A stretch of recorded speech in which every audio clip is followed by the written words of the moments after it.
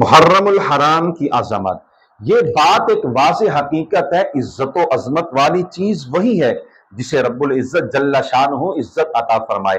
باری تعالیٰ جس چیز کو شرف و تکریم سے نوازے اس کی تعظیم و توقیر تمام بندوں پر لازم ہوتی ہے۔ ماہ محرم ان مبارک اوقات میں سے ہے جنہیں اللہ تعالیٰ نے خصوصی عزت و توقیر سے نوازا ہے۔ اس کی عظمت و رفعت کا اندازہ لگانے کے لیے چند باتوں پر غور کیجئے۔ قرآن حکیم نے 4 مہینوں کو عزت و حرمت والا قرار دیا ہے، ماہ محرم بھی ان میں شامل ہے۔ اسی لیے محرم کے ساتھ لفظ الحرام استعمال ہوتا ہے۔ جب ہم لفظ محرم الحرام بولتے ہیں تو گویا کہتے ہیں حرمت و تعظیم والا مہینہ محرم۔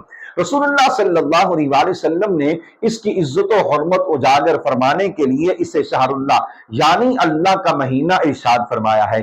اسی ماہ سعید کے ایام ان بابرکت دنوں میں سے ہیں جنہیں قرآن حکیم نے ایام اللہ یعنی اللہ تعالیٰ کے دن ارشاد فرمایا ہے۔ محرم کی شان و شوکت اس بات سے بھی ظاہر ہوتی ہے کہ رسول اللہ صلی اللہ علیہ وآلہ وسلم نے اس میں روزے رکھنے کا شوق دلایا ہے، خاص طور پر اس کی 10 تاریخ کو اور اس کے ساتھ 9 یا 11 کو روزہ رکھنے کی بہت فضیلت ارشاد ہوئی ہے۔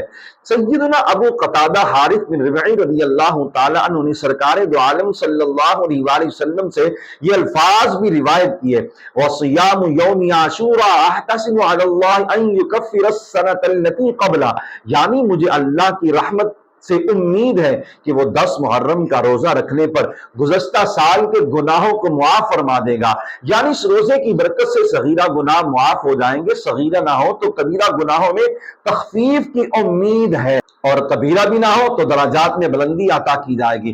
جب خلافت سیدنا فاروق اعظم رضی اللہ تعالی عنہ میں صحابہ کرام علیہم رضوان نے نئے کیلنڈر کا آغاز کیا تو اتفاق رائے سے محرم الحرام کو ہی سال کا پہلا مہینہ شمار فرمایا، چنانچہ اب قیامت تک اسی سے نئے قمری سال کا آغاز ہوگا۔